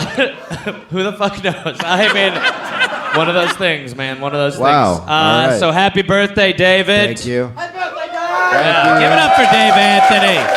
Thank you. And where should we go to sign? Back there? Yeah, okay. Back So corner. we don't have any posters, We but forgot 'em. you want to take pictures or have us sign anything or just say hello, we'll hang out back there for a little while. And we really thank everybody so much. This tour has been so fucking fun, so we appreciate the hell out And of it. then I wanted to say one last thing. No, I'm wrapping it up. Thanks so much, guys.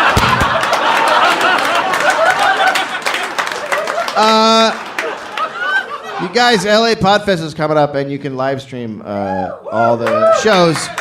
So go to LA Podfest. You can buy the live stream, and you get, I think, $5 off if you put Dollop in the little coupon code.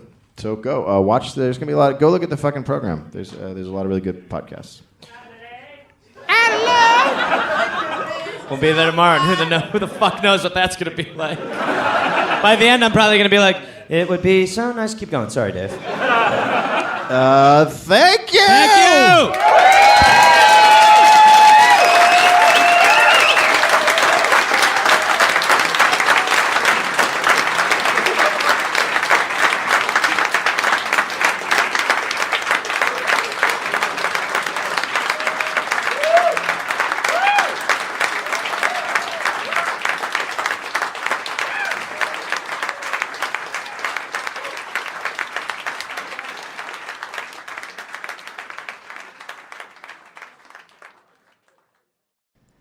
Oh, yes, it's Gareth. Not Gary, stop it. Gare Force. Listen, I've got a bunch of stand-up shows coming up, and I want to see you there. We can hug. I will be at Rooster Teeth Feathers in Sunnyvale, California, April 18th, 19th, and 20th. Then I will be in Chattanooga, Tennessee, June 18th. I will be at Nashville, at Zanies, June 19th. I will be in Huntsville, Alabama, June 20th. I'll be in Atlanta, Georgia, June 21st, June 22nd. Then I will be in Pottstown, Pennsylvania, June 26th. Then I'll be in East Providence, Rhode Island, June 27th. Then I'll be in Boston, Massachusetts, and Boston, June 28th. That's 2 shows. I will be in Springfield, Massachusetts, June 29th, Rochester, New York, June 30th, and then July 5th through the 6th, Canada. I've heard your prayers, and I will answer them. I will be in Toronto. So come join me at the Comedy Bar. Go to GarethReynolds.com for tickets and information. That's right, Gare Force. We're calling you up. It's the big time. The big leagues. This went poorly. Hi, Steve Powers here from McDonald Hyundai in Littleton. We are grateful that many of you have found us at our temporary location still on Broadway just a few blocks north. It's springtime, Colorado, and we have excess inventory and are offering the best incentives. Think of us as your Hyundai outlet. Lease the 2024 Hyundai Ioniq 5 SEL all-wheel drive long range today for as low as $324 a month with 0 down at signing. See Vince and his team for details. Visit McDonald Hyundai at our temporary location at 5295 South Broadway or McDonaldHyundai.com.